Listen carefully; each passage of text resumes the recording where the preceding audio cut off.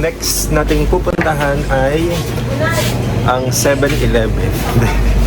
We will go to Ilig-Iligan Beach and medyo malayo siya ng stride kaya maghahanap tayo ng food.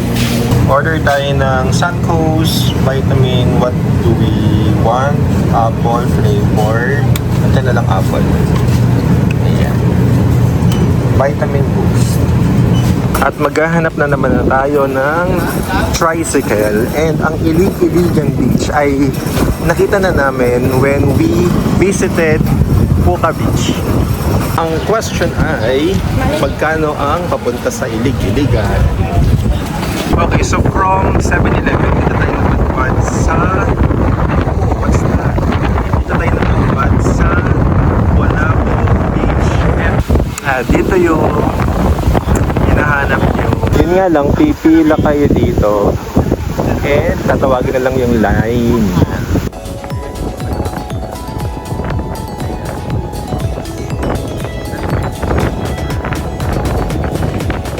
Dito sa Bulabog, wala lang masyadong lilim. Ayan, very limited. Open siya. Kaya ang ipinupunta talaga dito ng mga water sports activity. Eto, nandito na tayo sa isa sa mga best tourist spots dito sa Boracay. Ayan, so eto, may number na binigay sa amin. Sa group kami na malaki. Kaya medyo matagal kami. Ayan, malakas kasi ang hangin dito. Kaya yan yung mga activities. Ay, ang masayang gawin to. Lumilipad ko. So, eto yung mga dito ay tinatawag na kite boarding. Medyo pricey lang talaga siya kasi meron ka pang course na kailangan daanan. Ang sabi sa akin, for 1 hour, nasa 3,000 plus. Pero basic lang yung maituturo sa at magagawa mo. Kaya para matuto ka talagang lumipad, nasa 32,000.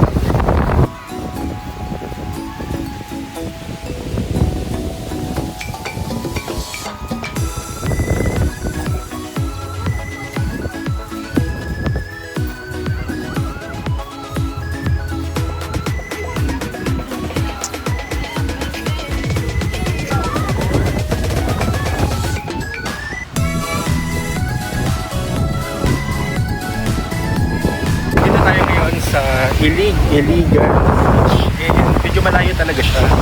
From station 1 to 3, inabot ng mga 20 minutes. And yung sa tricycle, that's 400 pesos. This is one of the best spots dito sa Boracay kasi kukunti lang yung tao at mahirap siyang sumakay. In fact, yung mga tricycle ay hindi rin masyadong pumaparada dito. Ayan. So, nakita nyo, holiday pero kami lang halos ang tao dito. Spot na to, dito mas hindi mainit kasi may mga shade ng coconut. Meron din naglalakad sa side dito kasi shaded din siya. And malapit ka na sa dagat. Kaya magandang mag-explore pa dito sa Ilig-Iligan. Malawak pa yung beachfront niya. Nandito din yung mga rock formation. Ayan. Silipin pa natin.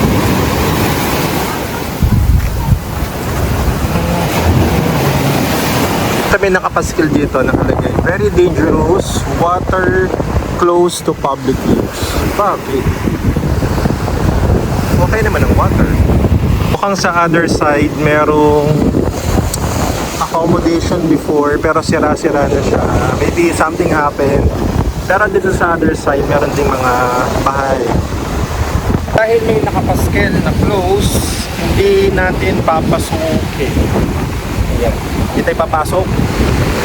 And hanggang dito lang yung sa Ilig-Iligan. This time kasi at 10 AM mukhang medyo malalim. Baka tayo ay maanod. Malakas din yung alon dito. Kaya konting ingat. Galing nila, nakahanap sila ng shade dito. Masyado na tayong maitim. Kaya tayo ay sumilong muna. So ang gagawin natin dito ay tumambay na lang. And magdala kayo ng pagkain pag pupunta kayo ng Iligan. Ay, sorry. Pag pupunta kayo ng Iligan, kasi limited yung stores dito. Ito ang tambayan ng lahat. Maglatag ka lang ng banig, then okay na. Yung iba, nagdala ng food. And ito, maganda rin kasi dito ang tumambay kasi lakas ng hangin. After ilang minutes or mga 1 hour din kami tumambay sa Iligan Beach, tayo ay susunduin na ng tricycle. So, yung naghatid sa amin, siya rin yung susundo sa amin pauwi. And for Iligan, maganda, wala masyadong tao. Pero masyadong malalim agad. And malakas ang agad. Kaya, isa lang doon sa mga pwedeng puntahan. Ayan, may live station, live guard station. Ito daw ay private. Ayan, wala akong nakikitang tao. Yung tricycle kasi ay 7 lang, 8. Eh, kung mag-exit ka, mag-exit na. Kaya, this time, dahil 10 kami, dalawa yung tricycle.